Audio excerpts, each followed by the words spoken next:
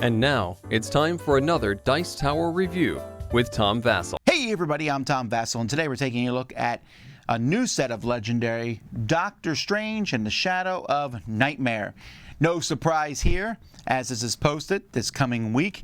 The new Doctor Strange movie is coming out in the Multiverse of Madness, so this is, kind of on that line. Hey, more Doctor Strange and his different people. So like Brother Voodoo, and of course, the big bad in this one, Dormammu, here shows up. Nightmare is the one featured on the cover, but most people know from the first movie, Dormammu.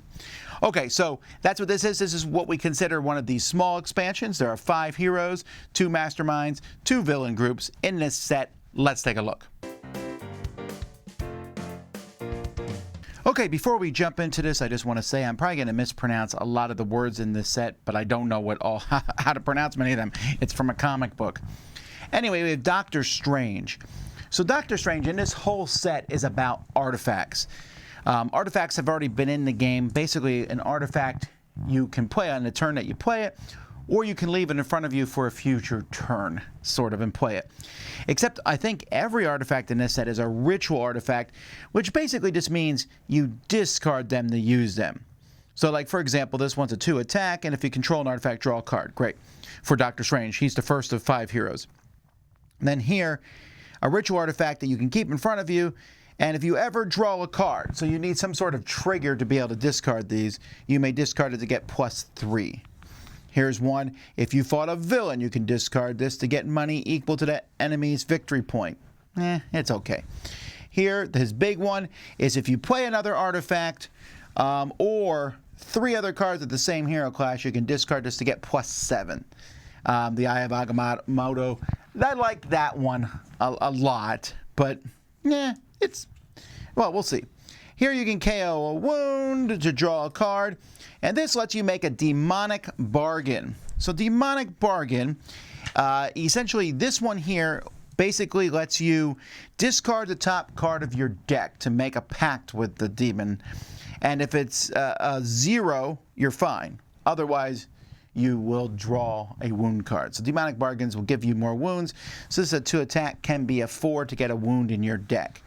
And so you'll see here the Vashante, this is a lot of what they have. She also has a ritual artifact, and if you gained a wound, which you probably will because you'll have her other cards, you can set aside this book to KO 1 wound from anyone's discard and draw 3 cards. This is okay. This is not one of my favorite heroes. Here you can discard an artifact to draw 3 cards, and you can KO a card from your hand. So it kind of lets you get rid of wounds. Another ritual artifact is Dr. Voodoo here. If you recruit a hero, you can discard this one to get money equal to that hero's cost. That's interesting. And then his big card, which is a 4 attack straight up, but the first time someone's KO'd, you get +4 money or +4 attack. All right. Clea, draw a card, then put a card from your hand on top of your deck. That's not a bad 3-1. This was a 2 money, but it can be 4 money if you make a demonic bargain. Here you can pick someone else to make a demonic bargain, to KO a hero of their choice from your hand or discard pile. Okay. And then the purple gem is the big one here, which can be +6 if something else is discarded. And then finally we have the ancient one. Here's a simple draw 2 cards. But also, this one here mentions you can have a villain from the city enter the astral plane. So the astral plane is a new pseudo-location that is next to the villain. Some villains will go in the master plane. We'll see that in a second. Here you can deliberately put someone in an astral plane. The astral plane just basically means when you fight a villain there, instead of using attack, you're using the money icon to fight them instead, which can be pretty handy if you have a lot of money. In fact, that's another thing about the Ancient One cards. Here you can fight the Mastermind using money instead of fighting this turn. I really like that, especially since this one could be a 6 money. And then if you fight one here, you can use the Orb of Agamotto to reveal top 4 cards of your deck. You KO 1, put 2 in your hand, or 1 in your hand and the rest on top in any order. I don't know how much I like this card, actually. It's like a handy card. It'd be much handier earlier in the game, but since it's 8, it's pretty expensive. So those are the heroes. Then we have the bad guys, here we have the Lords of the Netherworld. And so they're going to do different things like force players to make demonic bargains, or the Fear Lords move into the astral plane themselves. So there's going to be a lot here with the astral plane and demonic stuff. And even that's mentioned in some of the schemes here. You can see this scheme, claims soul for demons, has a lot to do with demonic bargains, and then the war for the dream dimension has to do with the astral plane. Now, we say all this to look at the two masterminds in this set. First, we have Nightmare. So Nightmare is essentially what I would call an annoying mastermind. Because if you notice, they're pretty weak to kill. But every Master Strike Nightmare goes into the astral plane, and when you fight him in the astral plane, he KOs one of your heroes, and then he moves back into the mastermind spot. So you have to fight him to get him out of the astral plane, and then you got to fight him again. So there's a lot of that. On the other hand, Dormammu, well, this is Epic Dormammu. Here's normal Dormammu. He is one of the more straightforward ones, but he's all about demonic bargains. When you fight him, you're going to be constantly making demonic bargains. So he's going to fill your deck with wounds. That being said, he's one of the more straightforward villains to fight. So there is that. So there you have it. Now, I want to start out by saying I like this set because I like Marvel Legendary. But this is one of the lower sets because this set doesn't get me as excited as the other sets. And I think that's one of the things. I like the villains the best, or the masterminds, I mean.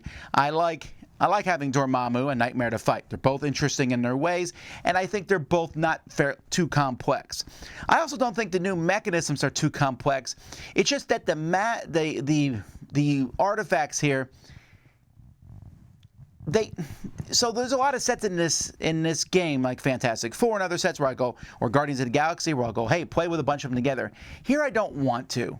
I don't want to play with a bunch of people who are basically discarding cards and shuffling this and moving it around.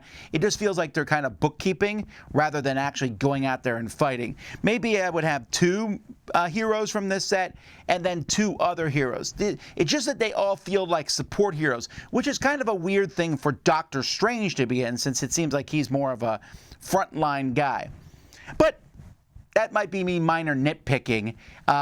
It's just that I feel like this set is, well, obviously it's very timely with the movie coming out, and again, it has some good villains in it, but I want to see these heroes kind of mix it up with other people. And if you've been reading the comics lately, Doctor Strange has started his own academy. Actually, Doctor Strange is, well, never mind. I don't want to spoil that storyline. But there's a lot of things going on, and he doesn't mix with the Avengers that much these days. He's kind of doing his own thing. But in this game, I think I would mix them with the Avengers. I think I would take Doctor Strange and Iron Man and Wolverine and, you know, Iceman or something. But if you're looking for that sort of thing, and I also think some of the stuff's here, the demonic bargain stuff, some players are not going to like that because it's constantly throwing wounds in your deck. At the beginning of the game, it doesn't affect you much because you have a lot of cheap cards in your deck, but as you get better and better cards, the demonic bargains become more annoying. I'm also not sure that getting a wound is really thematic, like, oh, I've made a bargain. What happened? I'm slightly inconvenienced. Either way, it's still solid. It still works with the set. I don't need more complexity. I feel like this one is a little bit more straightforward than many of the sets, so there's a lot of that. And it has at least one character that people are going to know. Doctor Strange, they might know the Master and things like that, and Dormammu. But if you like this corner of the Marvel Universe, you'll probably be pleased to see this. And I think, like I said, it's best mixed with other stuff from Marvel Legendary. So there you go. That's Doctor Strange and the Shadows of Nightmare. I'm Tom Vasel. We'll see you next time on the Dice Tower. Dice Tower Judgment approved.